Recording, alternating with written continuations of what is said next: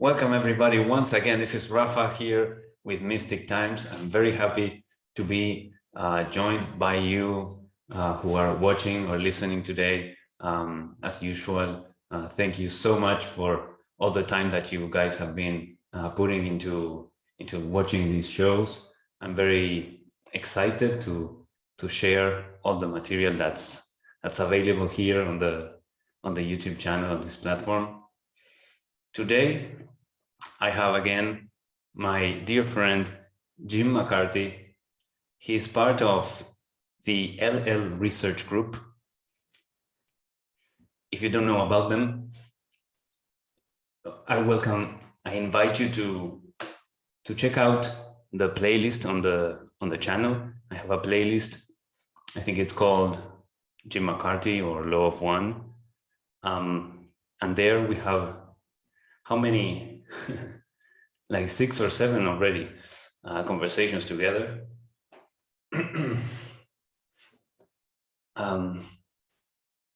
With Jim, we've talked about so much, and there's still so much more to go into with the research and the channelings that Jim and his group and his friends have been bringing for all of us and sharing for all of us freely on their website. These channelings about how the universe works, how the human body and system works, how we are related, and how we can be in tune with non-human entities, whatever they might be. And today we're going to have a very special conversation with Jim regarding the archetypal mind, or archetypes and the mind.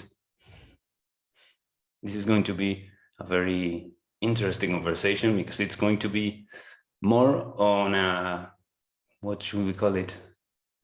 More on a more subtle level, let's say, of reality, rather than on the nuts and bolts or the planetary spheres or the more kind of a mystic side that we've explored already.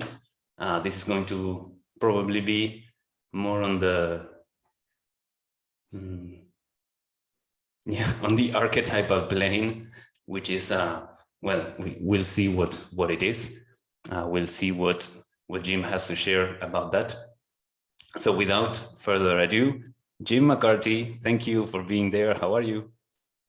Doing pretty well. Thanks for the invitation again. It's always good to see you, Rafa. Same, likewise. I'm always very happy to share some time with you. It's so amazing, to have the opportunity. When I first reached out to you, this is the show's 3rd year. So I think 3 years ago, I reached out to you and you were kind enough to say, yeah, of course, I'll be on the show. And me being somebody relatively unknown, particularly at that time, this was so kind of you. And yeah, and I'm very happy that we have been able to hold this relationship and to continue exploring all these such beautiful subjects, which you, for having been part of all of this unique and amazing human experience that you've had, you have this, which is kind of rare, because you emanate, this energy that demonstrates to me that you apply the information that you've learned. And so you not only apply it, but you are like it's like if you were like the biggest fan and you've read all the books and all the transcripts, but actually you've probably written most of them. So you know all this material very, very clearly. So that's why it's so awesome to speak with you, because you have like a library in your head. Well, it's a library of sorts. It's been a long time gathering all the information there. And the topic today of the archetypical mind is probably the most advanced information that we got from those of Ra. And that's what we were exploring toward the end of the book and into the sessions. And it's something that I think most people are not really aware that it exists, but in some fashion or other, they, in their own spiritual journeys, are applying some of these principles. And hopefully today we can help in the grasping of what some of these principles might be and how they can help in our journeys. Yeah, of course. Yeah, that's amazing. I find it, first I'd like to make a quick, like a recap or whatever of my own journey. You know, I remember a few years ago, maybe around 3 or 4 years ago, I felt this click in my mind. You know, the tarot system used to be kind of very foreign to me. Like I didn't know, I didn't understand the language, let's say. And the same thing with astrology. And now through my journey, I've come to understand it more and to learn more where or what kind of language those systems use or what they are. And I'm starting to understand more the role of both the left and the right brain, and how the most predominant, let's say, aspect of them in our society today is it's the left brain, the rational mind, the scientific language, the material side, the facts. Whereas on the other side, we have the artist, we have the symbols, we have meaning, we have poetry or the poetic symbolic language, which is part of our inheritance, let's say, from our soul, from our heart. And that is one of these aspects that I think we are becoming closer and closer every day to balance with the other side, what we might call the masculine. We are rebalancing it with the feminine side of ourselves, which we unfortunately, for some reason, or maybe fortunately, because we've learned so much along the way and now we are rebalancing, but for some reason we forgot about this half of ourselves and of the world. But now it's coming back. And like you say,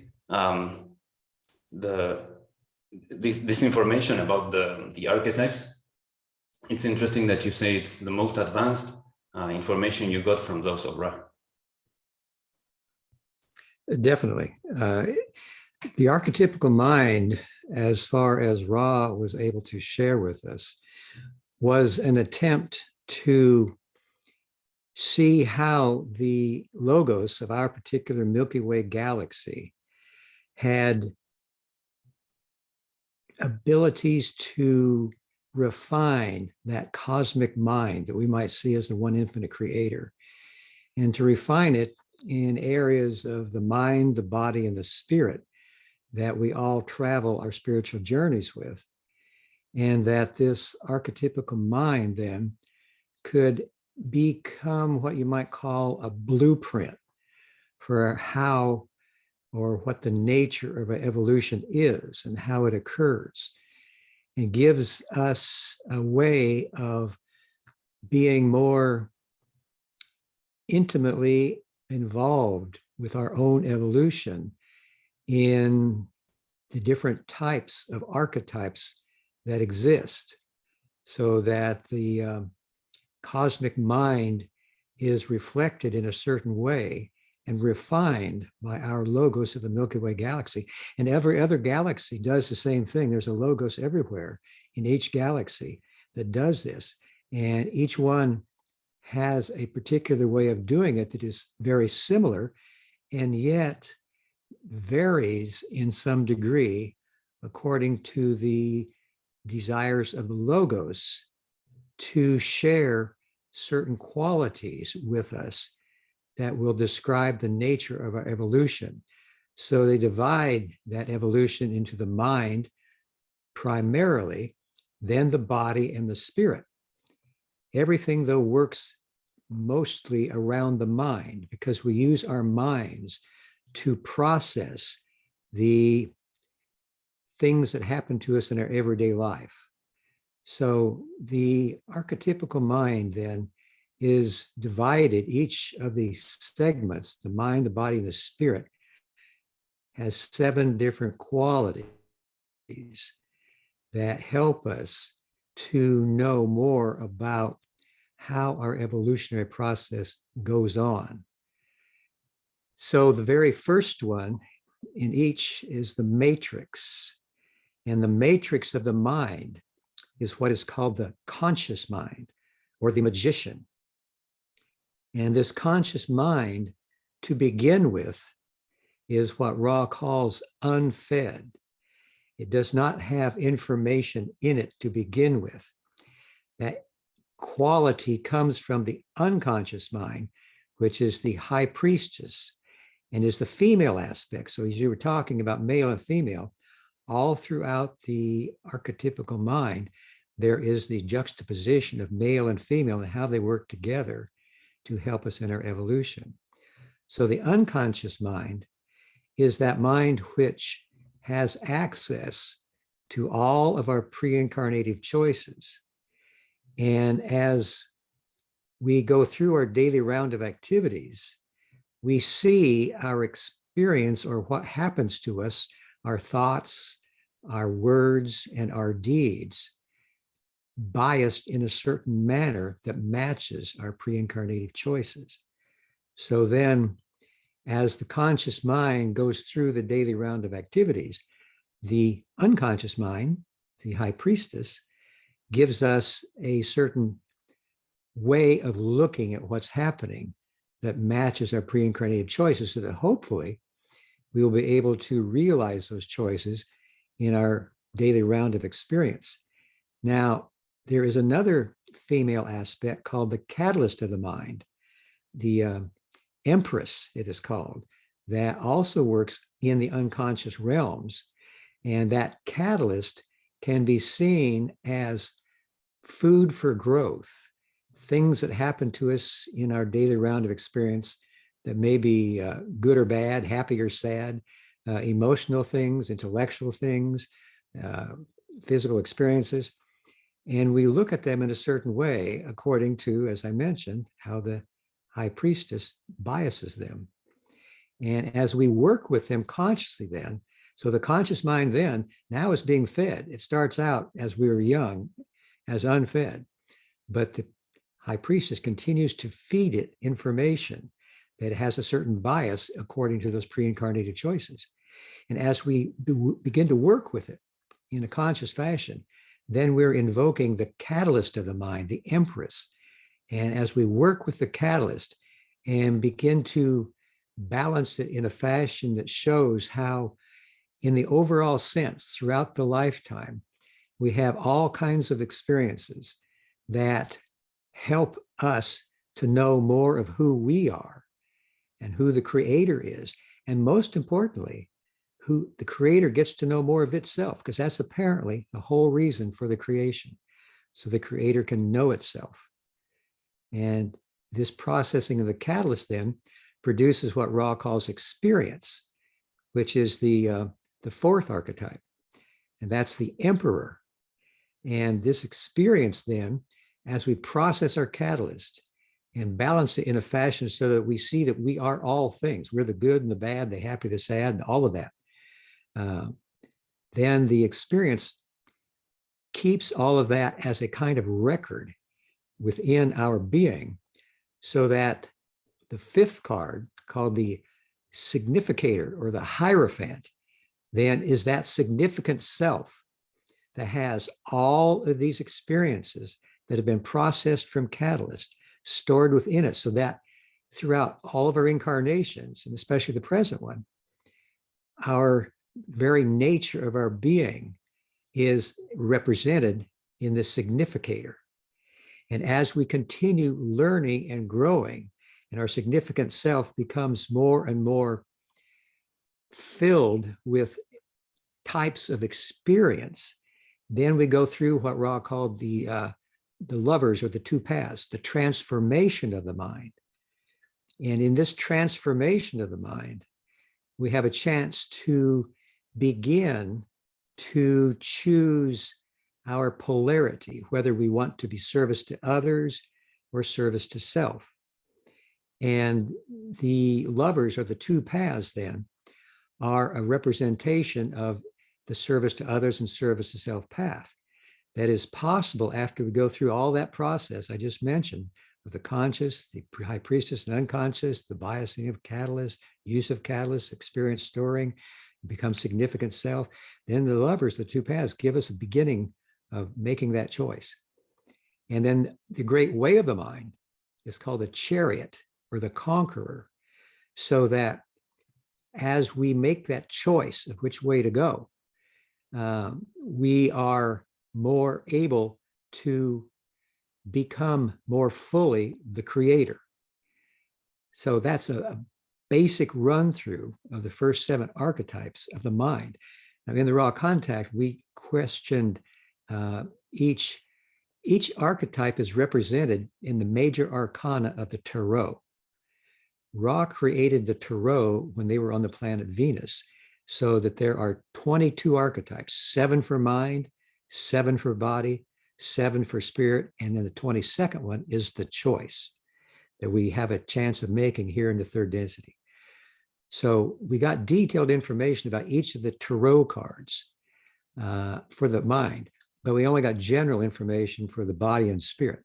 So fortunately, the mind, though, is the most important part of that, because all of the archetypes are located within the mind complex. As Ross said, there's no direct connection to the body or spirit. Those archetypes must rise up into the conscious mind at some point, and then we work with them there in that fashion I just mentioned about how we process all the catalysts and so forth. So that's a brief overview of the archetypical mind and how the mind part of it functions. Wow, that was beautiful and very deep and very clear also. I was like seeing in my mind this kind of diagram and arrows, like it's very, very interesting how you explained it, so we start, let me see if I can do a kind of a recollection of the thing, and you can correct me if I make a mistake. So we start with the matrix of the mind, which is our conscious mind, which starts maybe not empty, but as you said, unfed, and this is the magician card, and then it gets fed by the unconscious mind, which is represented by the high priestess, and this interaction between them brings forth then the empress, or as you call it, the catalyst. And so I'm starting here at this point, I'm starting to connect it with other stuff from the channelings. The concept of the catalyst is something that I think we may have spoken about before, but basically, as I understand it, catalyst is any experience that comes to you in life, which you are able to take it either as something for you to grow, or to kind of maybe try to reject it or to resist it. But at the end of the day, catalysts are there for your growth, and they are all these perhaps difficult experiences in life, and probably definitely those positive experiences as well. So meeting the love of your life, or having a great weekend in vacation where you learn a lot about taking care of yourself and taking care of the people that go with you, perhaps on this weekend vacation. And so these are catalysts, and now they have a different place in my mind, you know, in all this giant puzzle that the law of one channelings have brought. So then this 3rd step, which is the catalyst, is invoked then by the interaction between the unconscious mind and the conscious mind, or by the feeding from the unconscious into the conscious mind, creates a catalyst, which I see it like, okay, then the conscious mind is confronted with this catalyst and has the opportunity to grow, which would be the fourth card, which you call the experience, I think, and represented by the emperor. So there you confront this catalyst and you are able to store this experience. I guess you store it in the mind. And then next comes the Hierophant, creating meaning from that experience. It's a very interesting, path, a set of steps. Very, very interesting. So number 5, we create meaning with the significator of the Hierophant. Then there is, of course, a transformation of the mind through that meaning creation, and this is so much reflected when we are on this path of living life consciously and being present and learning from everything that happens. There's these like quantum leaps, or inflection points where you see yourself perhaps reacting differently, to stuff that may have happened. You see yourself reacting differently, and it's like you're able to see how you generally, or how you used to react to something, and how you just reacted to a very similar catalyst, perhaps, and you're at that moment able to see those like two versions of yourself, and you're like observing the transformation into this new aspect, right? Into this, oh wow, look, this thing didn't have the same pull on me as it used to. Wow. And you're conscious and aware of your growth. And just to round it up, then, from this transformation of the mind, which I would ask you after I finish this rundown. This is connected to the Lovers, and you also mentioned that it's the point of the choice between the service to self and service to other. And then finally we have, this is finally for the mind aspect, we have the Great Way, or the Conqueror, which is the Chariot. So yeah, would you mind going a little bit deeper into these final 2 steps? They are not very, very clear to me, especially the transformation of the mind through the experience and the catalyst. And in that transformation, I guess that the choice between service to self and service to others arises. Right. In the transformation, Ross suggested that transformations can occur in our beingness every day, and in fact, every moment. So the transformation here is not that final transformation where number 22, the choice is made. This is movement toward that choice, so that you begin to transform and realize that transformation takes time. There are many transformations that we go through as we're able to use various kinds of catalysts. There's all kinds of catalysts that happens every day to us. And this catalyst, as I mentioned, is food for growth. So we continue to use that to process the catalyst, get more and more experience. It changes us, changes our significant self. And then we move further and further along the road of choosing a polarity of the service to others or service to self. But that's a journey that sometimes takes an entire lifetime. And in some cases, it takes more than a lifetime. It all depends on how successful we've been in previous lives and how successful we are in this life as we continue to apply these types of principles and to learn and to grow and to make the chariot or the conquer the way that we conquer, we learn, we grow in so many different ways because of this whole process we go through in all of these 6 different tarot cards that are ways for us to know ourselves better and ways for us to eventually know the creator better and the creator to know itself. So all of this is happening all at once. You might be at a certain stage of growth in one area of your life. You might be further along in another area of your life, but all together, taken as a sum total, there is so much that we can work with that it does take a good deal of time. And Ross suggested that we need to be patient as we use these concepts, because for growth to really take hold and be a reality for us on a day-by-day basis, it does take a great deal of effort. And continuing to use the concepts of the balancing of the catalyst and growing into experience and making the choice and all of that. So it's a journey of a lifetime for most of us. And so this conquering that is represented in the chariot archetype, what is it that we are conquering there? We are able to conquer our lack of knowledge, our ignorance, our inability to figure out what we're doing on our journey of seeking, our spiritual path.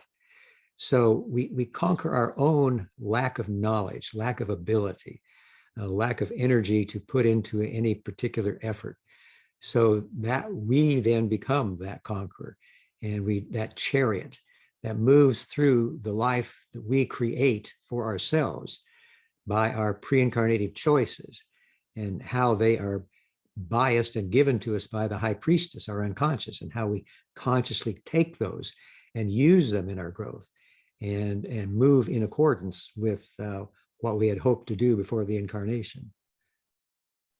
Yeah, that is very powerful, conquering our own lack of knowledge. Definitely something that, yeah, please go ahead. It's an internal battle. There's no other battle. Exactly, yes. Yes, sometimes I say that there is only one of us here, and we are always speaking to ourselves, right. and through that, through the generous mirror of the others, we are actually just looking at our own selves and learning about ourselves. And like you say, and that is again in a very poetic and very amazing way. It's again, if you go another level higher, it's the creator learning about itself by it's kind of like a kaleidoscope, or like this ball of mirrors in the dance halls, that reflects the light and breaks up into many different pieces, and those different pieces are able to go on this journey of self-discovery until they eventually can ask themselves these questions and even, like you guys did, talk to higher density beings that have a different kind of understanding and wisdom, and in that way that light kind of like reflects back into the ball and back into the kaleidoscope, and the ball and the object learns about itself through this kind of reflection or bouncing back. And it's so powerful. Yeah, that's a good analogy, right? And so let's go to one nerdy question. Yeah, we always have to have one for me. So you're mentioning that the tarot was created by Ra in Venus. Can you tell me a little bit more about that? Because there's always been this kind of mystic or mystery behind the origin of tarot, right? Through the word, some people have found different old kind of card games made in wood, I think it was, that had similar names, and people have gone backwards in time, but there is no clear origin of the deck. Right. The Egyptian tarot is the tarot that we used in the Raw Contact to question Ra about. And that's the tarot that they gave to the Egyptians when they walked among them 11,000 years ago. And that was when they were, as they are now, sixth density beings. But when they were in the third density, like we are now on Venus, they had a very philosophical type of society. And they dealt with sexual energy exchanges that were magical in nature, that the male and the female each could energize each other, and at some point participate in what they called high sexual magic, so that they at some point could penetrate the veil of forgetting, which separates our conscious and subconscious or unconscious minds, and go to a realm where they could see more clearly how the archetypical mind functioned, And those entities who were able to penetrate the veil came back with information that they then developed into what we call the Egyptian Tarot. And the Egyptian Tarot is only consists of the Major Arcana, 22 cards. As I mentioned before, 7 for mind, 7 for body, 7 for spirit, and 1 for the choice. Now, the Minor Arcana and the Court Arcana came from the Chaldeans, who called for information from the heavens concerning astrology. That wasn't part of Ra's Tarot. That was added later by the Egyptians when they blended what Ra taught them and what the Chaldeans and Sumerians got from other sources concerning astrology. So with that, can you repeat that? What is it that the Chaldeans brought that was not part of the thing? The Court Arcana and the Minor Arcana are astrologically oriented. They wanted information about astrology from the heavens, and they got that. And the Egyptians blended the two together. And as Ra said, with uneven results, because Ra felt that astrology was another form of study on its own, and to blend it in with the tarot would confuse both of them. So they didn't do that. Whenever we found an astrological facet in any of the 21 cards, Ra said, you may release that from its stricture. In other words, we took it out so that it wouldn't be there and distort what Ra's clearer message was. So that's how the tarot that we know it as the Egyptian tarot came into being. Now, Ra did say that any other tarot deck, and there are all kinds of tarot decks, can also be helpful to a person on their spiritual journey. You have to choose the one that has more meaning for you.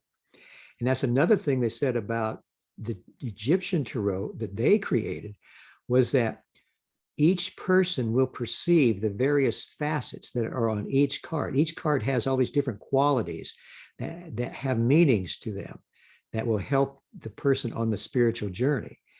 But each person will make a unique determination or interpretation of these images within certain guidelines. In other words, there's no set dogma where this means that, and it only means that, and it means that for everybody. That's not the way it works. Each person will take each facet and look at it and work with it in a unique way. So that there's an interaction between the tarot messages and each seeker that is a very important part of each seeker's path. And each seeker will determine that for his or herself. Yes, symbols, I believe Carl Jung defines symbols as being different from signs, in that symbols didn't have a predefined predefined meaning, rather than the symbols are more open, and the signs are more predefined. So there's a kind of female and feminine and masculine balance as well to those two ideas.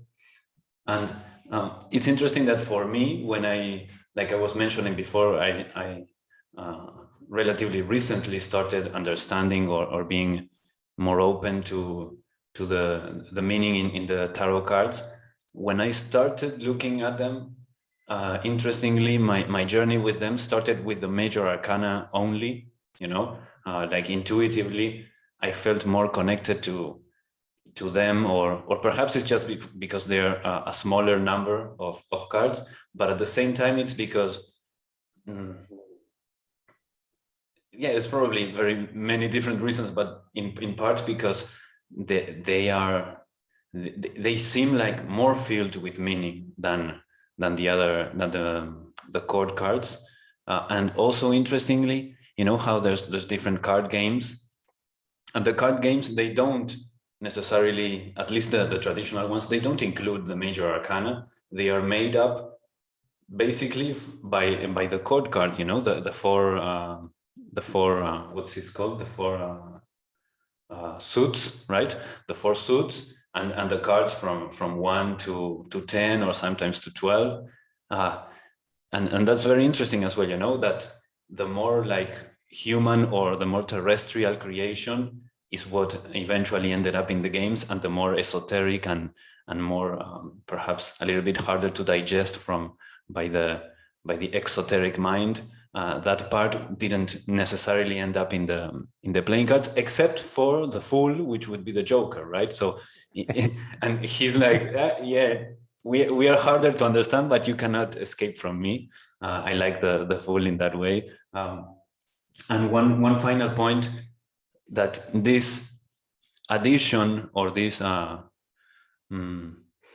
extra, let's say, thing that the Chaldeans and the Egyptians mixed with the Ra teachings represented in the Major Arcana of the Tarot.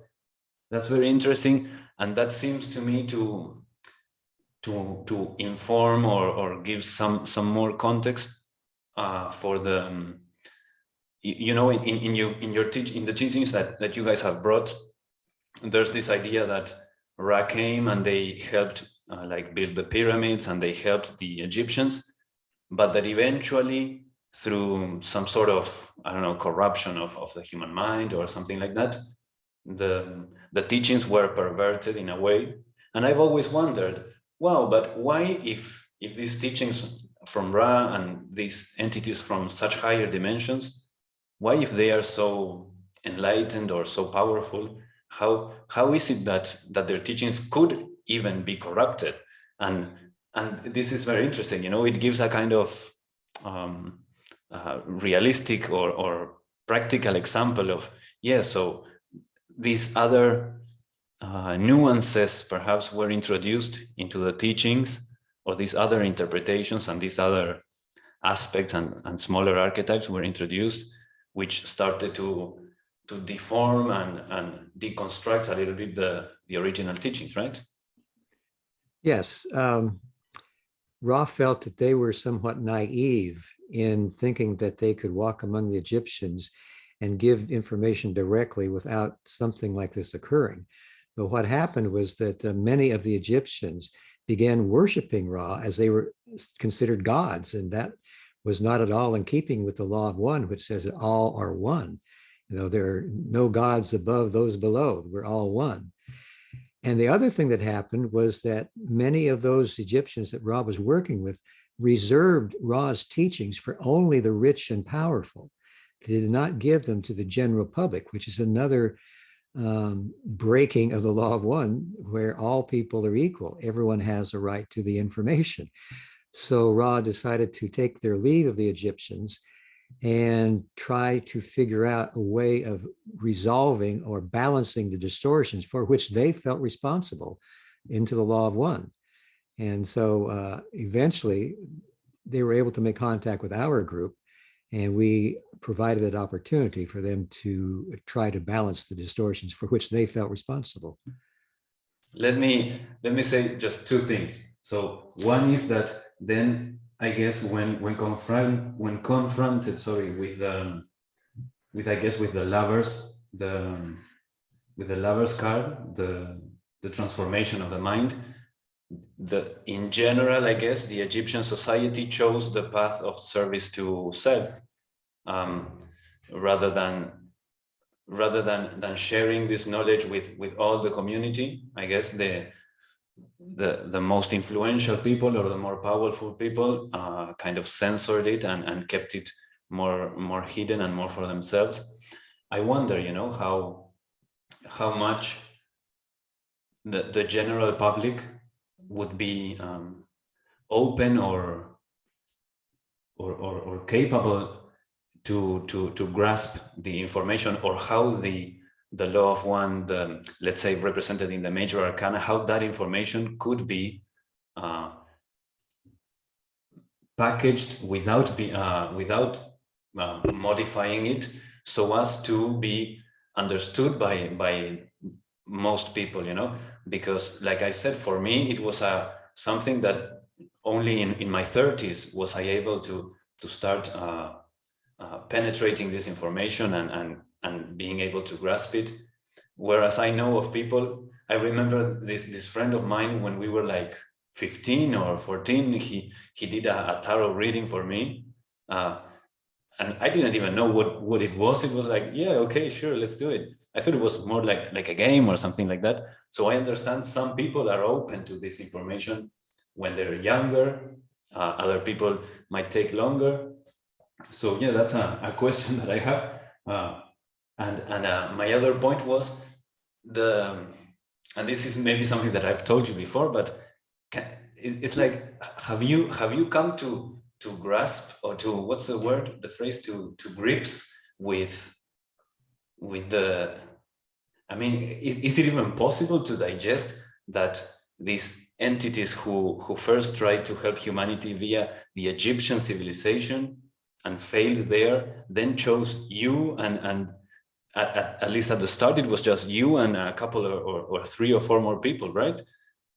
That's significance. I mean, without giving it like too much importance so as to make it go to our heads, right? But it's like, what an interesting change of strategy, perhaps we could say, from the part of Ra. Yes, and they also changed their means of sharing information. With the Egyptians, they apparently were giving information from their own experience and giving it freely, but it was distorted and misperceived. So when they made contact with our group, they only used questions and answers. They didn't give us soliloquies or a speech or a sermon. They said, we will only answer questions. Answer any question you want, as long as it doesn't infringe on your free will. So that way they thought they would be observing our free will more and not putting themselves in that same position again, where they assumed that certain information would be helpful. That's where they said they were naive. That wasn't the way to go, and they learned it the hard way. Yeah, and you know how sometimes, even when you're trying to do service to others, there are unintended consequences sometimes, or even some the mind can be a little bit confused, and you're doing something believing that you're helping another, where actually you are causing perhaps a little bit more problems that you expected. But then again, at the same time, in this bouncing back of the light back into the ball of mirrors, in the disco ball, those unintended consequences actually they kind of mess things a little, but at the same time they don't. They are like exactly what was needed at that time. Even the fumbling of the ball was needed at the time, in order for us today to receive the information and have this kind of I sometimes have trouble with the idioms and the phrases, but this tale of watch out, this is what happened the last time we were here. I mean, it's like we needed to make this mistake so as to come back today and tell you the possible pitfalls of the thing. So in a way that mistake, let's say, was actually helpful for the message to be clearer today, I guess. Right, and that's the way it is between people too. When we have misunderstandings for one reason or another, then if we get together, with open hearts and try to work it out by conversation, and, well, what did you mean when you said that? Well, how did you feel when that happened? That's the way we use our catalyst. That's the grist for the mill, and that's the way we grow.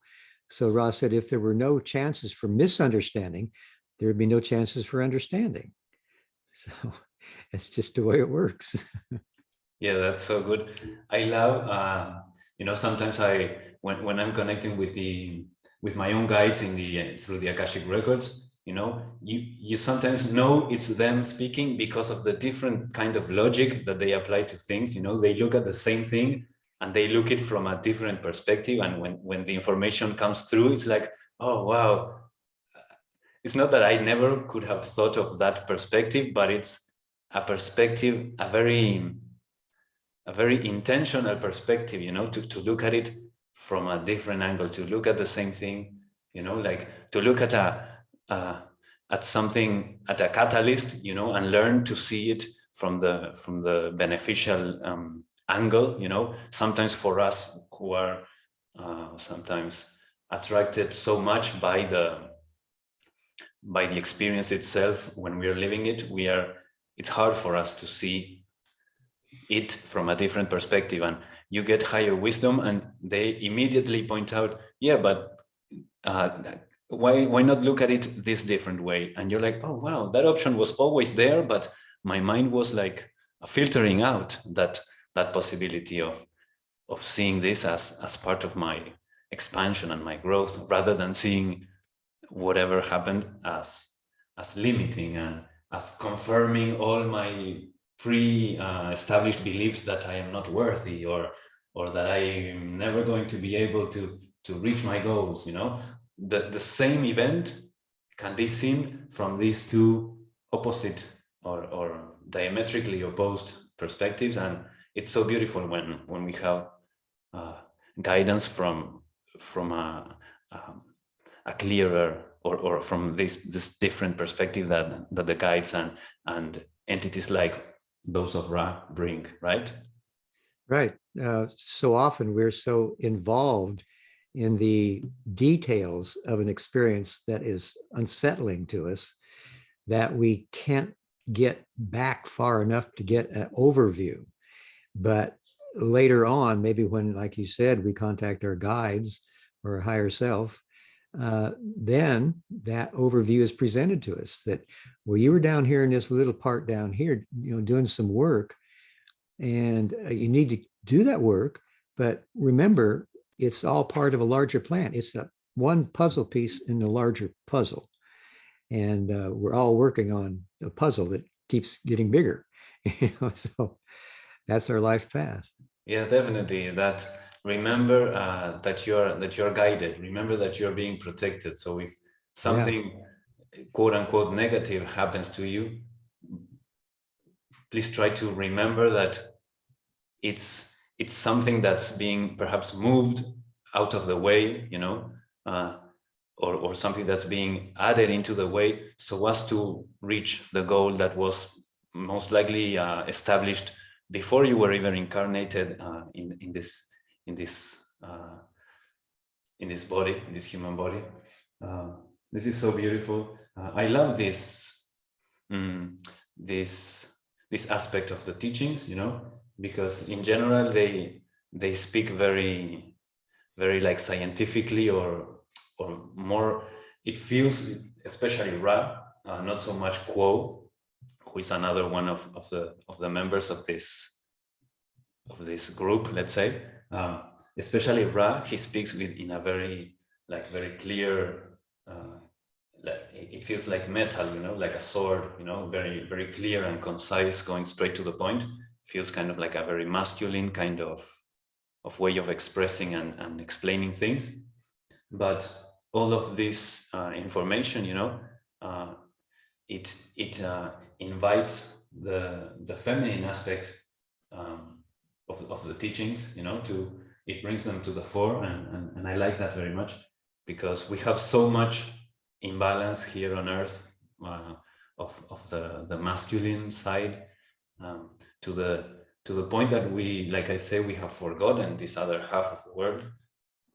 And it's very refreshing, you know, to get the same teachings, and you know how like in just 7 cards you kind of explained the whole law of one thing, the whole enchilada, like they say. You explained it in 7 cards, you know, or Brad did, which for the other more masculine way of explaining it, you know, you have to talk about all the 7 densities and the 7 chakras and the 7 this and the 7 that and all history and the entities and blah, blah, blah, blah, blah. It's like so much information, right? Which is also very valuable, but it's amazing to be able to balance it with this other side, and to see again with this higher wisdom how the same thing can be seen in a very different, from a very different perspective, and explained in other terms, and still reflect the same teaching. Right. Yeah. Well put. Well put. It's just very, very beautiful. So I wanted to, I had this note written here that I was going to to read a quote from Hatton at the start of our conversation, and we just started speaking and it started flowing, and 53 or something minutes later, I still haven't found the point where I wanted to before we start talking about this, I wanted to talk to read this Hatton quote, but we've already said so much and so much important stuff that I'm going to read this brief quote, and you tell me whatever comes up for you from it. All right? Okay. This is, I believe, at least from my search that I was just doing, this is the first mention of the archetypical or of the archetypes that I found on the material. And so this is from March 13, 1978. And I guess the question seems to have been inaudible. So I guess they were asked about something like UFOs or tragedies concerning stuff that we cannot explain, supernatural stuff, something around those lines. And so Hatton says, we are aware of the question. We will attempt to answer through this instrument. Your understanding, shall we say, is consciously of a physical nature. As you well know, in addition to the physical universe, there dwell within your planetary spheres finer dimensions which possess their reality and are peopled with their own characters. In the dimension which is called by some of your peoples the lower astral planes, there dwell but these same peoples, but are called thought forms. These thought forms are what you may call archetypes. They include your whole array of demons and monsters, if you will, your myths, your so-called Bigfoot and vampire and werewolf, and all the fantastic of bestial characters having been created by the archetypical imaginations of your peoples, dwell as thought forms, and they come into your reality because of the excessive and pointed emotions. Okay, so the quote continues, but I don't know what comes up for you when I read that. Well, it seems like Hatton was describing some of the difficulties that humanity on planet Earth has experienced for the entire time it's been here. And these difficulties have been, you might say, solidified or coalesced around certain concepts that we describe as werewolves or Bigfoot or some scary kind of creature that we seemingly have no control over, and that we have to respond in some sort of fear to them. Whereas we are actually the creators of all of these entities by our inability to find the love in the moment that each of us feels when we are in meditation or in those states of consciousness where we are pursuing spiritual principles. And there is no need to fear anything because we have created everything of that nature here ourselves. And if we wish to balance that, then we need to face that within ourselves so that we become the positive expression of the very best of the human being that can be made on planet Earth, that is in congruence with the higher principles that those of Hatton and later Latouille and then Ra had to share with our group and with the entire planet. So it seems like that might be what they were talking about. Well, that was beautifully put. And I wonder, were you already part of the group in 1978? I met Don and Carla first in 1979. So I was just a year away from joining them then. They had started channeling way back in 1961, but didn't form L&L Research until 1974. Carla and Don got together in 68, and they were still channeling then. And, well, actually, Don was channeling then, and everybody in the original group had moved away and gotten jobs. And so he asked Carla if she would learn how to channel in 74. So she did, and she had a real gift for it. And then I joined them in I met them in 79 and came up to Louisville every Sunday night for their meditations, channeling meditations. And then they invited me to join them. And I did in December 23rd, 1980. So they'd already been together 12 years in channeling by the time I joined them. And 3 weeks later, the raw contact began. So you were definitely not part of this particular channeling of Hatton, no, bringing up the archetypes, but already, so far back, yeah, they were talking about this. Maybe not going too deep into the thing, but it was very interesting, for him to, or it, or they, or them to mention, this kind of two different poles of the I think he mentioned the lower astral planes, and the archetypical imagination. So kind of it's kind of like he mentioned, some of these creatures feel more like service to self, so they're kind of in the lower astral realms, whereas other archetypes, perhaps the ones from the cards, from the Major Arcana, are more expressions of service to others, and they seem to be in the same realm, but in a kind of different neighborhood, perhaps in a more in a better lit, perhaps not in the dark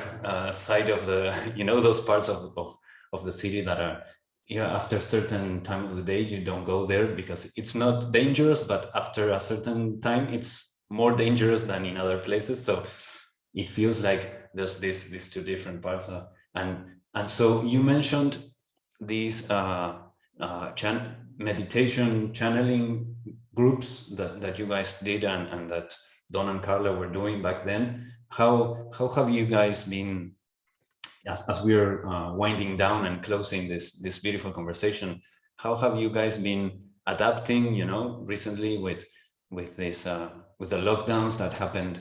It's already been 2 years and a little bit 2 years, like and a half, since all that craziness erupted in the world.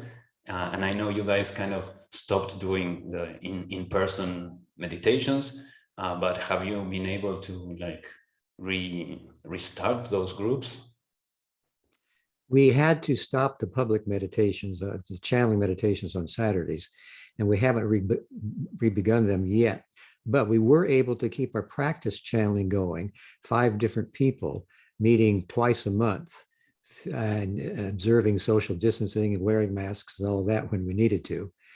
And that has proceeded very well. Everybody's been very good, and they've learned the channeling process, so that now we're starting to get back into public gatherings. We're going to have our homecoming gathering, which has always been in September, but we haven't had the last 2 of them. We're going to have it this year. Wow. And so we'll have 40 people from around the country and a few foreign countries as well be here. And then after that homecoming, in the middle of September, we'll start up our public meditations again and have people come to, and like always, be able to ask questions and get some channeled answers from those of Quo. So it's been a long road without public meditations, but we're just about ready to get back to it. Yeah. Well, can you imagine if I was able to go to one of those? I would be very happy to take part and to experience, that energy and that presence and that moment. For me, it would be like the peak of an amazing movie, of an amazing sci-fi fantasy adventure movie, when he gets to meet the entities, or at least to hear the information in person. That would be so beautiful. And so, okay, I know. I want to ask you one final question, which I'm starting to ask all the guests at the end of the show. And the question is, what is the one thing that brought you to where you are? I think I have always had within my being a desire to know more about the nature of the universe. I remember when I was a kid in grade school, sixth grade, I think.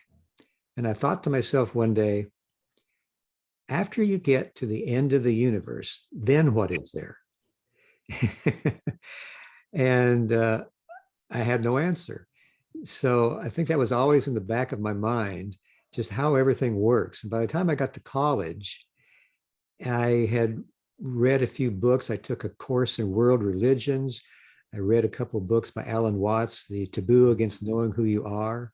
So And very good book. yeah. And then it just, and that was here in the United States, it was the hippie revolution. And I became a hippie and decided I didn't want to live my life just making money. And it just took off from there. And various steps along the way, brought me to central Kentucky, where I lived in the woods off the grid for 6.5 years. And then one night in 1979, I heard Don and Carla being interviewed on the radio in Lexington, Kentucky, and they were talking about UFOs, but they were talking about the philosophy of the occupants of the UFOs. And I thought, wow, I've got to meet these folks. So fortunately, I did.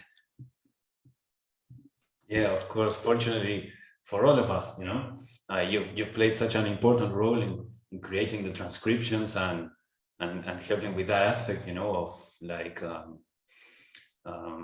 registering the information, bringing it to the material plane in the form of pen and paper or typewriter, whatever it is that you were using at the time. And now we all have access to all of this information, which for people out there who are skeptic, of course, it's totally understandable. But I think the most important point of anything that you hear on this channel, anything in any of the conversations we've been having here, and anything in particular that you might read on the llresearch.org, correct, website? Right. Anything that you might read there. The most important thing is not to fall into the thing like literally, being orthodox of the thing, but rather reading the stuff and seeing how it resonates. I think this is something that Quo many times, or like always at the start, he talks about this. Just take whatever resonates, and what doesn't resonate, just throw it away. Yeah. And with time, if there is truth in the stuff that you throw away, with time you might come back, or you might return to the material, read it again, or listen to it, and you might say, oh, look, this thing didn't make sense before, but now through my experience and my inner understanding, inner knowledge, this little bit of the stuff that I threw away, this little bit now kind of fits my personal puzzle and the puzzle that we are trying to solve, each of us, I think, is who am I? Why am I here? What's the point of all of this? What can I do to help others? What can I do to help myself? And therefore, anything that resonates and helps you understand a little bit more about that and helps you fill up the picture and the puzzle of that, I think is very valuable. And so that's one of the reasons why I'm so thankful to have Jim McCarty here, because of the information, the powerful information that he's sharing with us, that he's been sharing for so many years, but now in this different format of podcasting and friendly conversation, or it's kind of interview, but it's kind of conversation as well.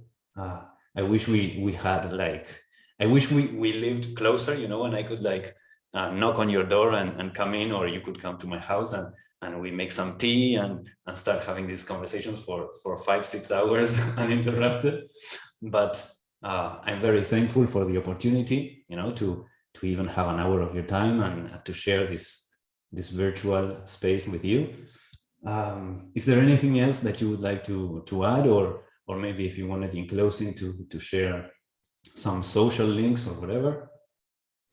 Well, I just want to say that our new website, www.llresearch.org, has all this information from all 50 or so years of channeling, and it's all available for free in the form of downloads. So you can go there and download whatever looks like something that might be helpful to you anytime you want to. Awesome. Yeah, I'm gonna go. What would you suggest in particular if we wanted to, for example, me, I wanna deepen my studies on the archetypes, on the archetypal mind. Is there any particular maybe search terms or any particular PDF or book that I might look into first there? The entire website is searchable. So up in the upper right-hand corner is a magnifying glass. And if you click on that, then you can enter whatever subject you want information on. And you could get Archetypal Mind and probably get everything Ra has ever said about it. So anything you want to search, just put it in the blank there that comes from your clicking on the little magnifying glass. That is correct. Here I'm taking a moment to share my screen. Here's where I found this stuff that I was reading earlier.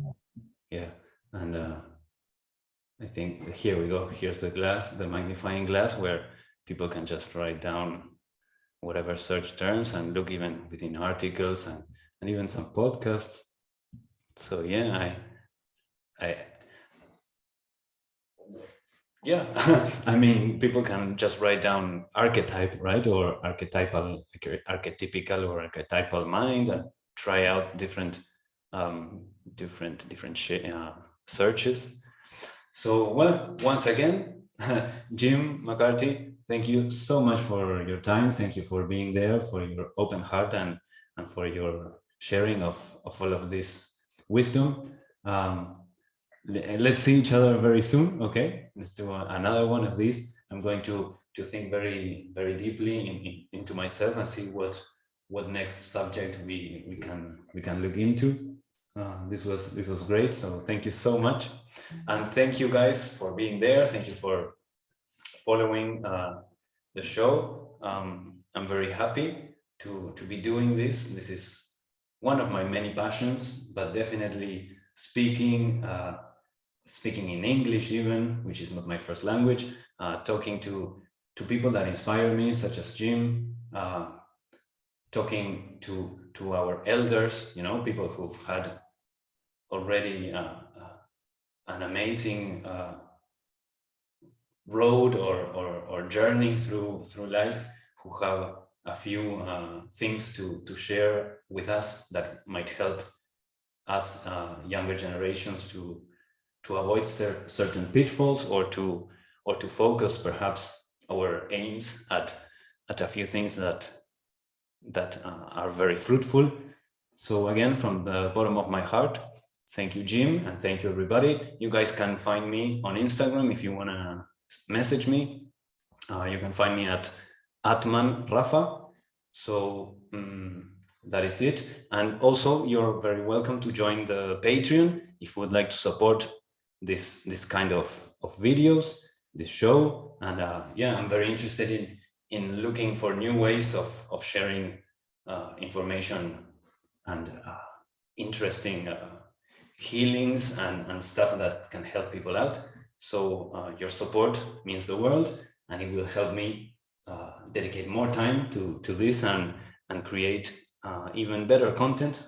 So well, that's it for me. This is Rafa signing off with Mystic Times. Thank you, everybody, so much. Thank you, Jim. Bye-bye. Thank you. Love you all.